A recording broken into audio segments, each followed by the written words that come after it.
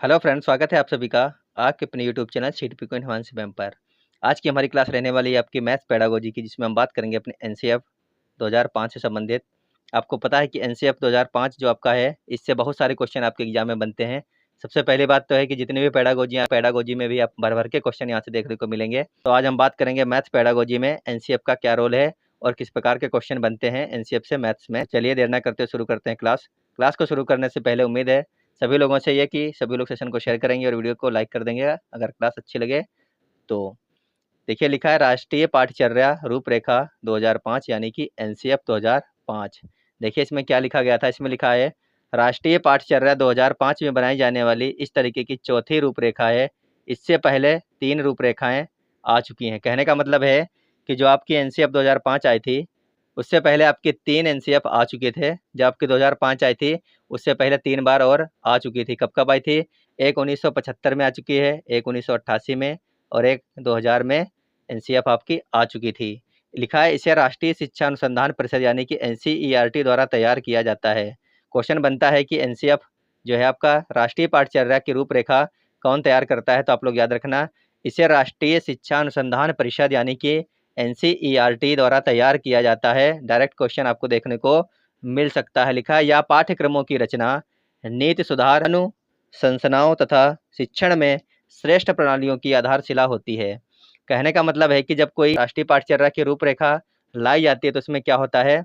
उसमें होता है पाठचर्यों की रचना, कि जो हमारे पाठ हैं, जैसे कि 10 साल हो गए किसी एनसीएफ को आए हुए, तो फिर अब हमको कौन कौन से पाठ ऐसे हैं जो इसमें से निकालने हैं और कौन से पाठ ऐसे हैं जो इसमें में शामिल करने हैं। नीति सुधार, और जो हमारी पढ़ाई की नीतियाँ चल रही हैं उनको हमें सुधार करना चाहिए, उसमें हमें सुधार करना चाहिए। तो ये सब चीज़ें क्या होती हैं? हमारी एनसीएफ में देखने को मिलती हैं।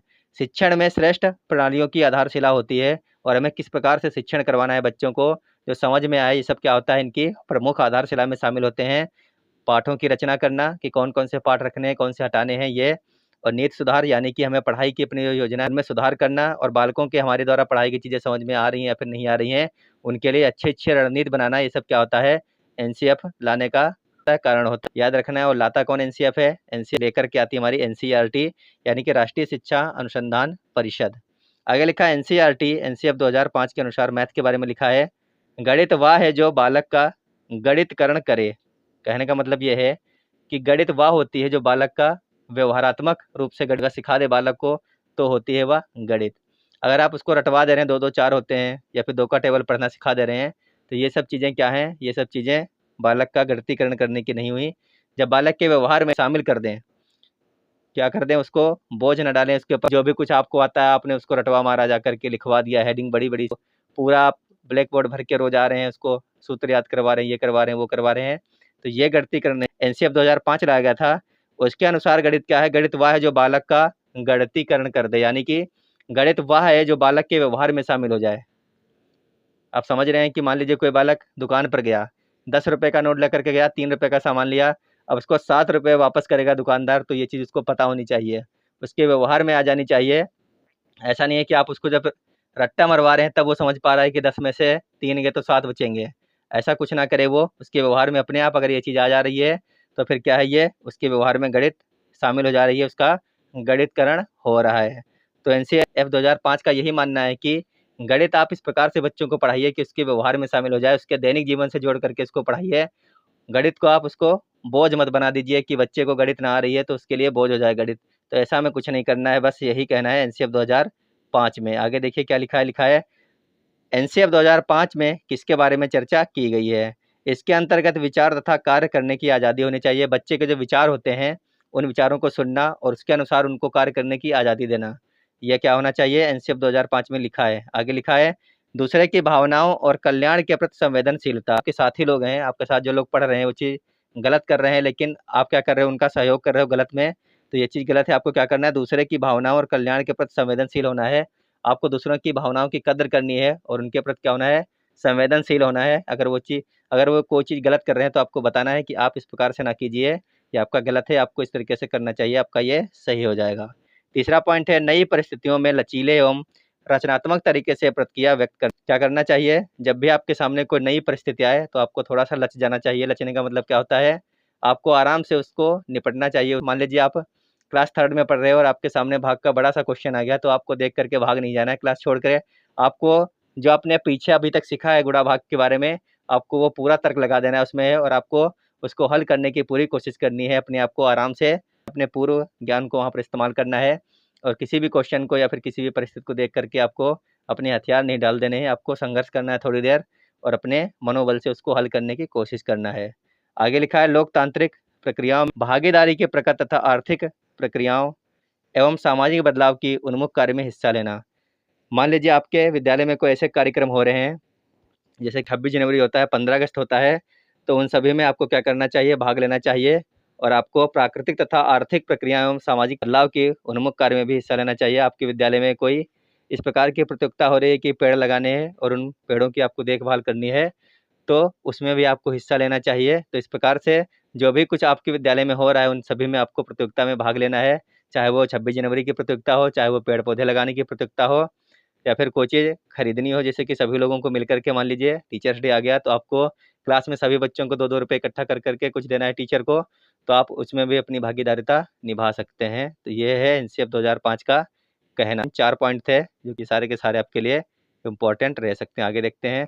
आगे लिखा है, राष्ट्रीय पाठ्यचर्या की रूपरेखा इन बातों पर बल देती है कि पाठ्यचर्या, पाठ्यक्रम और पाठ्य पुस्तक को ऐसा होना चाहिए जो कक्षा के अनुभव को बच्चे की प्राकृतिक तथा वातावरण से तालमेल बिठाने में शिक्षक को समर्थ बना सभी बच्चों को अवसर उपलब्ध कराए। कहने का मतलब है, वो इस बात के ऊपर बहुत ज़्यादा बल दे रही है कि जो आपका पाठ्यक्रम होना चाहिए, पाठ्यचर्या होनी चाहिए, या फिर जो आपकी पाठ्य पुस्तक होनी चाहिए, वो इस प्रकार की होनी चाहिए कि कक्षा के जो आपके अनुभव होते हैं उनको प्रकृति के साथ में जोड़ा जाए, वातावरण के साथ में जोड़ा जाए, आपके दैनिक कार्य के साथ जोड़ा जाए, आपके घर के साथ में जोड़ कर आपको पढ़ाया जाए। जिससे क्या होगा, शिक्षकों को पढ़ाने में आसानी होगी और बच्चों को समझने में भी आसानी होगी। तो आपके जो पाठ हैं उनको आपके दैनिक जीवन के साथ तालमेल बिठा करके अगर पढ़ाया जाएगा, तो आपके भी समझ में बहुत अच्छी तरीके से आएगा। तो शिक्षक होगा उसको समझाने में भी आसानी हो जाएगी।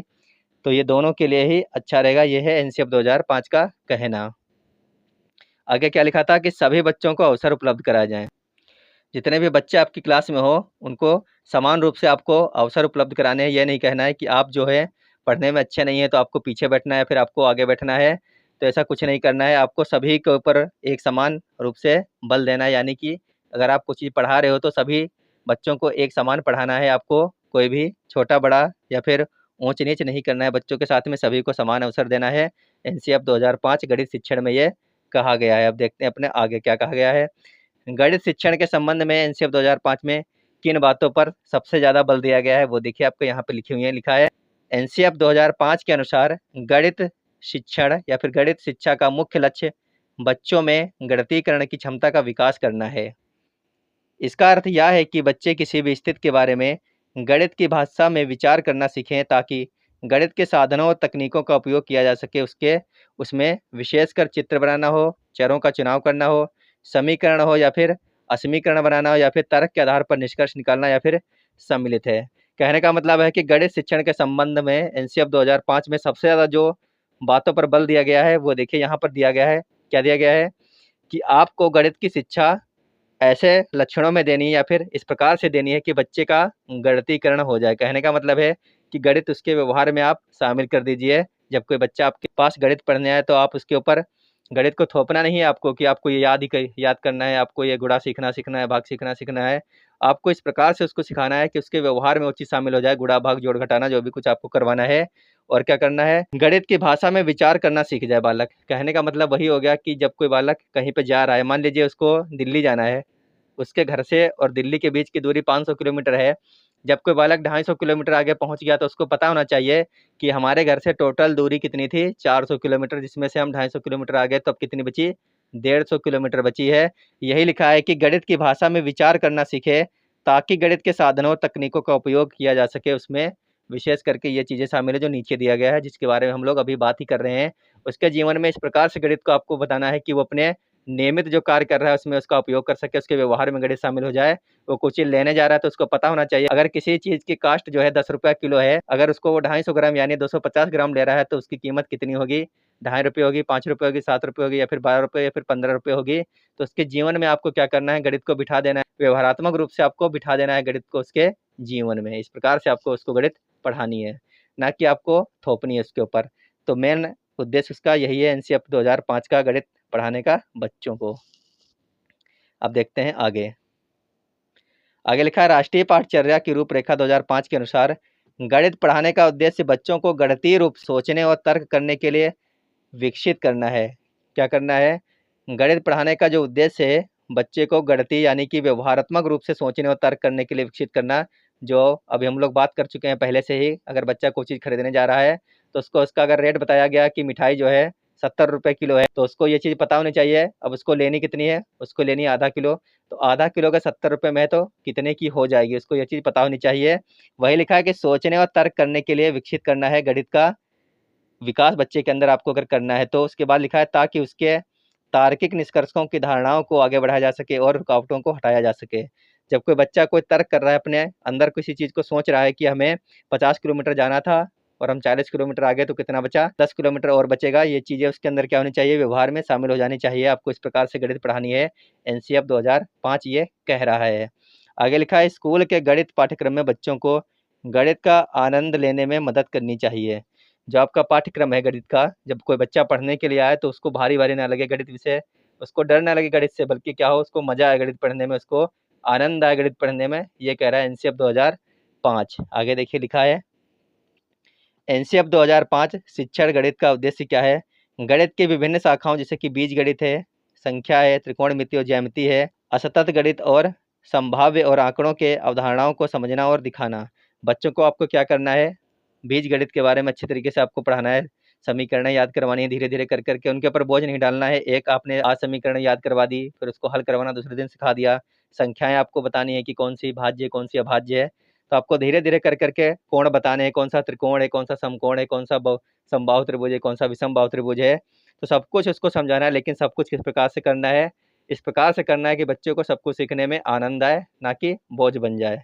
इस प्रकार से सब कुछ सिखाना है, ये गणित का उद्देश्य है, धीरे धीरे इसको सिखाना। आगे लिखा है अपरिचित और परिचित दोनों स्थितियों में समस्याओं को हल करने के लिए उचित गणितीय कौशल और अवधारणाओं का उपयोग करें। समस्या समाधान के सामान्य नियमों को सही ढंग से चुनें और लागू करें।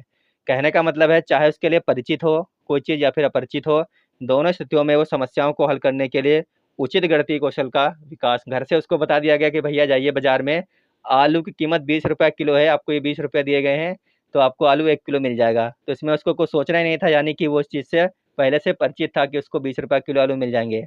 लेकिन जब वो बाजार में गया तो उसको पता चला कि आलू की कीमत जो है वो 30 रुपया किलो है। तब उसको ये चीज़ सोचनी पड़ेगी, यानी कि इसके लिए ये चीज़ अब हो गई अपरिचित। अब उसको ये चीज़ सोचना पड़ रहा है कि अगर हम 20 रुपये का लेंगे तो हमें कितना मिलेगा। तो चाहे आपके सामने परिचित हो कोई समस्या या फिर अपरिचित हो, आपको समस्या से बहुत ही अच्छी तरीके से निपटना आना चाहिए। ये कह रहा है एनसीएफ 2005। आगे लिखा है छात्रों को तर्क और कल्पना में अमूर्तता की कल्पना करना और समस्याओं को हल करना चाहिए। अगर कोई छात्र कुछ तर्क कर रहा है या फिर कुछ कल्पना कर रहा है, तो उस कल्पना में उसको क्या करना है? बहुत ही अच्छी तरीके से गणित मैथ के बारे में है, इसके बारे में मैथ के बारे में कुछ सोच रहा है, तो उससे निपटना बहुत अच्छी तरीके से उसको आना चाहिए। उसके अंदर व्यवहार में उसके मैथ शामिल हो जानी चाहिए कि वो अच्छी तरीके से उस कल्पना से या फिर उस समस्या को हल कर सके अपने मन के अंदर सोच करके, तर्क करके। अगला पॉइंट लिखा है विभिन्न प्रकार के गणितीय प्रतिनिधित्व जैसे कि आरेख, सूत्र, चार्ट और टेबल, मॉडल और ग्राफ का उपयोग करें। क्या करे बालक? कई प्रकार के जो गणितीय प्रतिनिधित्व करने वाले होते हैं, जैसे कि आरेख होता है, सूत्र होते हैं, चार्ट टेबल होता है, इन सब का प्रयोग करवाइए बच्चे को धीरे धीरे करके। उनको सबको समझाइए कि ये सब आरेख क्या होता है, सूत्र किस प्रकार से याद करने हैं, टेबल का चार्ट आप लगा लीजिए क्लास में, ग्राफ ग्राफ का पेपर लगा लीजिए, और ये सभी चीज़ों का प्रयोग करके आप उनको सिखाइए। तो उनको सीखने में क्या होगी? आसानी होगी थोड़ी सी। जब आप रोज़ किसी चीज़ को उनको पढ़ाएंगे दिखाएंगे तो बच्चे जल्दी जल्दी करके समझ जाएंगे और सीख जाएंगे। आगे देखिए लिखा है एनसीएफ 2005 के 5 मार्गदर्शक सिद्धांत हैं। कौन कौन से सिद्धांत हैं? 5 हैं एनसीएफ 2005 के मार्गदर्शक सिद्धांत। पहला है ज्ञान को स्कूल के बाहर जीवन से जोड़ा जाए। आपको बच्चे को इस प्रकार से पढ़ाना है कि जो आप उनको पढ़ा रहे हो, जस्ट उसको उसका जब आप उदाहरण दोगे किसी चीज़ का, तो उसके ज्ञान को स्कूल के बाहर जीवन से जोड़ा जाए। उसके जो दिनचर्या है, दैनिक दिनचर्या है, उससे आपको जोड़ देना है। आप कोई मान लीजिए किताब में कुछ पढ़ा रहे हैं, ठीक है, तो आपको एग्जाम्पल देना है उस किताब में से कुछ सिखाने के लिए बच्चों को, तो आपको डायरेक्ट उसके जीवन से जोड़ देना है। या फिर अधिकतर होती हों सामान्य घटनाएं, तो उसके जल्दी समझ में आ जाएगा कि ठीक है सर ये बता रहे हैं जो हमारे साथ होता रहता है, तो उसको अच्छे तरीके से समझ में आ जाएगा। किताबी ज्ञान से बाहर की भी बात हो जाएगी और बच्चे के समझ में भी आ जाएगा। आगे लिखा है पढ़ाई को रटंत प्रणाली से मुक्त करना। जो आप बच्चे को रटवा रहे हो 10-10 बार एक-एक चीज़ को बता करके, तो पढ़ाई को रटंत विद्या से मुक्त करना है, रटवाना नहीं है बच्चों को। इस प्रकार से समझाना है कि एक बार में ही समझ में आ जाए, और जो आप उनको पढ़ा रहे हो वो उनके दैनिक कार्य के साथ में रिलेटेड कर दीजिए या फिर उनके साथ में जोड़ दीजिए, तो उनको जल्दी समझ में आएगा और आपको रटवाना नहीं पड़ेगा। जो पढ़ाई है वो कैसी करनी है? रटंत विद्या से मुक्त करनी है एनसीईआरटी 2005 के अनुसार। तीसरा पॉइंट है पाठचर्या, यानी कि पाठ्य पुस्तक केंद्रित ना रह जाए। जो आप उनको पढ़ा रहे हो, पाठ चर्चा कर रहे हो, वो सिर्फ पुस्तक के ऊपर केंद्रित नहीं रहनी चाहिए। आई बात समझ में? आपने उनको कोई लेसन पढ़ाया, आपको उतना ज्ञान नहीं देना जितना किताब में लिखा है। आपको उनको उनकी बाहरी दुनिया से भी, उस किताब के बाहर की दुनिया से भी, जो किताब के बाहर के हों, जो दैनिक जीवन के हों, ऐसे उदाहरणों के साथ में आपको जोड़ना है किताब के ज्ञान को, जिससे बच्चे क्या होंगे, आसानी से समझ पाएंगे आपके द्वारा बताए गए पाठ को या फिर आपके द्वारा बताई गई किसी भी चीज़ को। आगे लिखा है कक्षा कक्ष में गतिविधियों से जोड़ा जाए एवं उसे लचीला बनाया जाए। जब आपकी क्लास में, इसमें लिखा है कक्षा, यानी कि आपकी क्लास को गतिविधियों से जोड़ा जाए एवं इसे लचीला बनाया जाए। गतिविधि आप मान लीजिए कि आप पढ़ाई के साथ साथ में रोज़ बच्चे को खेल खिलवा रहे हैं, कविता पढ़वा रहे हैं, एक साथ समूह में बिठा करके खेल खिलवा रहे हैं, तो इनमें सभी बच्चों को जोड़ा जाए और उन्हें बताया जाए कि भैया जो है आपको क्या करना है, इनमें सब में भाग लेना है और अच्छे तरीके से रहना है, किसी के साथ लड़ाई झगड़ा नहीं करना है या फिर मतलब हाइपर नहीं होना है, गाली गलौज नहीं करना है। तो उनको कैसा बनाया जाए, लचीला बनाया जाए। अगला और अंतिम पॉइंट है राष्ट्रीय मूल्यों के प्रति आस्थावान विद्यार्थी तैयार हो या राष्ट्रीय महत्व के बिंदुओं को पाठ्यक्रम में शामिल किया जाए। राष्ट्रीय मूल्य आप लोग समझते हो, जो हमारे, आपने देखा होगा एनसीईआरटी बुक के पीछे कई बार लिख के आता है कि हमारे मौलिक कर्तव्य, हमारे कौन कौन से मौलिक कर्तव्य हैं। जो हमारी राष्ट्रीय इमारतें होती हैं, धरोहर है हमारी, उनको वहाँ पर जाकर के हमें ऐसा नहीं करना कि पत्थर का टुकड़ा लेके खरोंच दिया या फिर उसके ऊपर थूक दिया, तो ये सब चीज़ें नहीं करना। हमें अपने राष्ट्रीय मूल्यों के प्रति कैसा होना, आस्थावान होना है। हमें उनके प्रति भावनाएं रखनी है अपने राष्ट्रीय मूल्यों के प्रति में, और क्या करना है, राष्ट्रीय महत्व के बिंदुओं को पाठ्यक्रम में शामिल किया जाए। एनसीईआरटी 2005 ने यह कहा कि ऐसे मूल्यों को, ऐसे जो बिंदु होते हैं जिनसे बच्चे को पढ़ने पे क्या होता है, उनके अंदर राष्ट्रीयता की भावना जागती है, ऐसे सभी बिंदुओं को किताब में शामिल कर दिया जाए। तो ये थे मुख्य 5 पॉइंट जो आपके एनसीईआरटी 2005 के क्या है, मार्गदर्शक या फिर सिद्धांत हैं 5। तो ये थे वो पाँचों। आगे है आपका सिद्धांत के संबंध में महत्वपूर्ण तथ्य। एनसीईआरटी 2005 का मुख्य उद्देश्य जीवन एवं ज्ञान के मध्य की दूरी को कम करना था। क्या करना था? जीवन एवं ज्ञान के मध्य की दूरी को कम करना था। इस प्रक्रिया में बच्चों के विद्यालय जीवन को बाहरी जीवन से जोड़ना चाहिए। जब आप कोई चीज़ उनको विद्यालय में पढ़ा रहे हो, तो विद्यालय में पढ़ाई गई किताब के द्वारा किसी भी चीज़ को आपको क्या करना है, उनके बाहर की दुनिया के साथ में जोड़ना है आपको। ये है एनसीईआरटी 2005 का मुख्य उद्देश्य। आगे लिखा है एनसीईआरटी 2005 को प्राथमिक शिक्षा में लागू किया गया था। इस अधिगम प्रक्रिया के माध्यम से विद्यार्थियों को रटने की प्रणाली से मुक्त करना था तथा विद्यार्थी को चौमुखी विकास हो सके, इसीलिए एनसीईआरटी 2005 को लाया गया था। आगे देखिए क्या लिखा है, इसके अलावा शिक्षण अधिगम प्रक्रिया बाल केंद्रित हो, ऐसी विषय सामग्री का उपयोग किया जाए जिससे प्रभावशाली व्यक्तित्व का निर्माण हो सके। जब आप कोई चीज़ पढ़ा रहे हो, तो आपके द्वारा पढ़ाई जाने वाली हर चीज़ किससे होनी चाहिए, सदैव बालक के ऊपर केंद्रित होनी चाहिए, बाल केंद्रित होनी चाहिए, जिससे क्या होगा, व्यक्ति का या फिर बालक का प्रभावशाली व्यक्तित्व का निर्माण हो सकेगा। आगे लिखा है एनसीईआरटी 2005 यानी कि नेशनल करिकुलम फ्रेमवर्क 2005 का निर्माण एनसीईआरटी द्वारा किया गया था एवं इसको पूर्ण करने का कार्य निदेशक प्रोफेसर कृष्ण कुमार के नेतृत्व में किया गया था। इसका प्रमुख लक्ष्य क्या था, आत्मज्ञान, अर्थात विद्यार्थियों को अलग अलग अनुभवों का अवसर देकर उन्हें स्वयं ज्ञान की प्राप्त करानी होती है। तो आपको ये चीज़ याद रखनी है कि एनसीईआरटी द्वारा किया गया था तथा इसको पूर्ण करने का कार्य किसको दिया गया था, प्रोफेसर कृष्ण कुमार के नेतृत्व में पूरा किया गया था एनसीईआरटी 2005 को। आप लोग इसको याद रख सकते हैं।